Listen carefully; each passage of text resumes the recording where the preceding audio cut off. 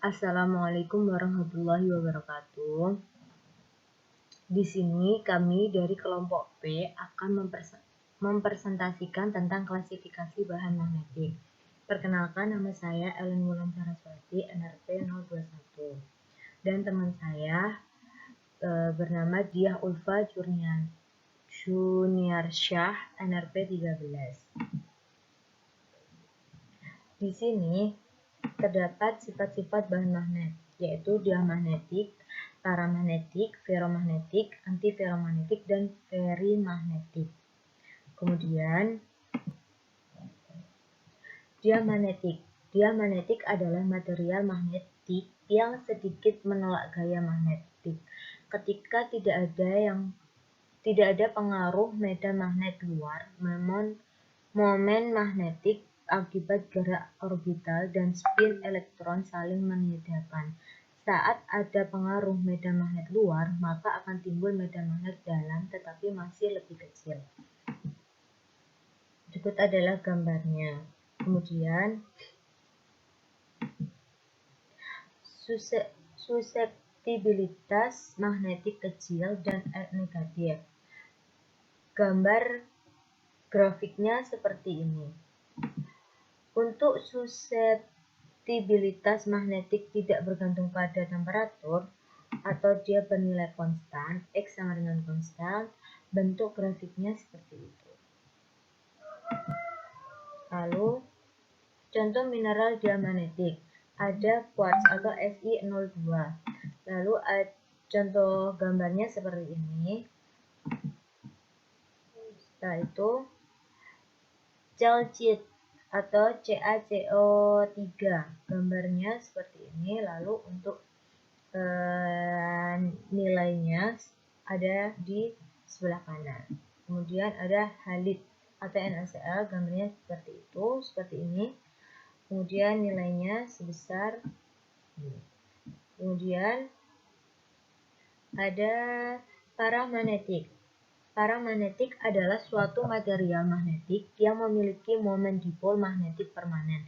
Suseptibilitas dari paramagnetik cenderung kecil karena momen dipol kandungan dari paramagnetik memiliki arah spin yang acak. Tingkat suseptibilitas dari paramagnetik tergantung oleh seberapa kuat medan magnet luar yang mempengaruhi bahan paramagnetik. Gambarnya seperti ini yang ada di sebelah kanan. Lalu, suseptibilitas magnetik kecil dan positif. H sama dengan 0 dan N sama dengan 0, maka grafiknya akan membentuk seperti ini. Lalu untuk H lebih dari 0 dan M lebih dari 0, maka gambarnya seperti ini. Kemudian grafiknya seperti ini. Setelah itu, contoh mineral paramagnetik, ada franklinite, pirit, chalcopirit, olivine, ilmenite, dan piroxene. Kemudian ferromagnetik. Bahan ferromagnetik adalah bahan yang mempunyai resultan medan atomis besar. Hal ini terutama disebabkan oleh magnetic spin elektron. Medan magnet dari masing-masing atom dalam bahan ferromagnetik sangat kuat, sehingga interaksi antara atom-atom tetangganya menyebabkan sebagian besar atom akan mensejajarkan diri membentuk kelompok-kelompok. Lalu, bahan ini jika diberi medan magnet dari luar, maka domain-domain ini akan mensejajarkan diri searah dengan medan magnet dari luar.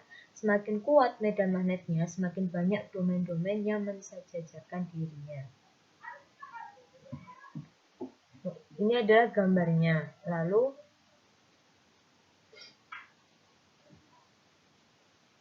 berikut adalah bahan-bahan ferromagnetik dapat dikategorikan menjadi dua. Yang pertama, bahan magnetik lunak. Bahan ini banyak digunakan untuk inti transformator, inti motor atau generator, relay, peralatan, sonar, atau radar. Kemudian bahan magnetik keras, bahan yang digunakan untuk fabrikasi magnet permanen. bentuk gambar ferromagnetik lunak seperti yang ada di sebelah kiri ini. Kemudian untuk bahan ferromagnetik yang kuat, dia akan lebih lebar. Kemudian akan dilanjutkan oleh Mbak Dia. Halo teman-teman semua, perkenalkan nama saya Dia Ulfa Juniarsyah, NRP 023191945013. Saya akan menjelaskan klasifikasi bahan magnetik, di mana teman saya sudah menjelaskan slide pertama sampai slide 10. Saya akan menjelaskan slide berikutnya mengenai contoh mineral ferromagnetik. Magnetit sendiri yaitu ada magnetit, isofit, kromferit, simtit, dan batiferit. Antiferromagnetik sendiri artinya bahan antiferromagnetik memiliki suseptibilitas yang kecil. Hampir tidak ada sifat magnetik dalam antiferromagnetik. Hal ini karena dipol-dipol dalam antiferromagnetik memiliki arah spin yang berlawanan dengan jumlah yang relatif sama banyak di tiap arah spin. Seperti pada gambar di samping, antiferromagnetik akan terus seperti itu di saat suhu di sekitarnya lebih rendah dari temperatur kritis. Pada suhu di atasnya material antiferromagnetik akan berubah menjadi paramagnetik. Ferimagnetik. Material ferimagnetik menunjukkan sifat serupa bahan material ferromagnetik untuk temperatur di bawah titik kritis. Ciri khas dari material ferimagnetik adalah dipol-dipol yang ada di dalamnya memiliki arah yang berlawanan dengan jumlah yang tidak sama besar. Sehingga material ini cocok untuk diaplikasikan pada suatu tempat dengan medan magnetik yang kuat, serta berfrekuensi tinggi, karena material ini tidak mudah terpengaruhi, seperti pada kurva di samping. Kurva histeresis, contoh dari ferromagnetik.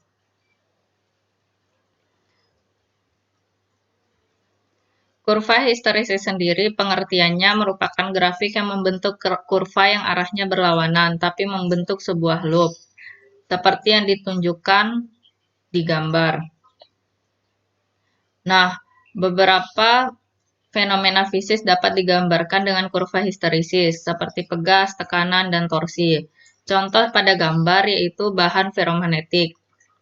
Ketika benda ferromagnetik dimagnetisasi dalam satu arah, material tersebut tidak akan kembali menjadi nol magnetisasi ketika medan magnet dihilangkan. Benda tersebut hanya bisa dijadikan nol magnetisasi ketika benda diberikan kembali medan magnet yang arahnya bertolak belakang dengan arah sebelumnya. Jika medan magnet penyearah tersebut diberikan kepada satu material, magnetisasi tersebut akan menciptakan sebuah kurva histeresis. Bahan magnetik berdasarkan ukuran ada superparamagnetik, single domain, pseudo single domain, multi domain. Magnetic domain. Domain adalah daerah yang pada bahan magnetik yang mempunyai spinning elektron bebas, di mana ada single domain, 2 domain, 4 domain, dan closure domain. Single domain sendiri pengertiannya yaitu domain tunggal yang mempunyai ukuran bulir kurang dari 0,1 mikrometer yang momen magnetiknya searah. 2 domain pengertiannya yaitu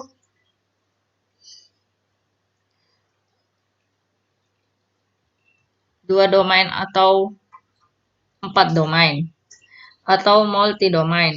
Struktur bulir dari multi-domain memiliki kelebihan dari satu domain, sementara yang lainnya dibatasi oleh dinding domain. Struktur bulir memiliki lebih dari satu domain dengan arah yang berbeda antar satu domain dengan domain yang lainnya, biasanya dibatasi oleh dinding domain. Closure domain.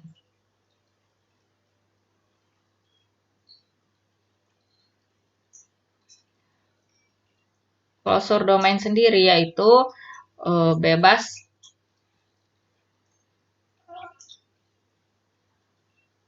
atau bebas domain. Magnetic domain, tanda panah menunjukkan dipol magnetik. Seperti pada gambar di samping, dalam gambar masing-masing domain, semua dipol sejajar, sedangkan arah dipol antara satu domain dengan yang lainnya bervariasi.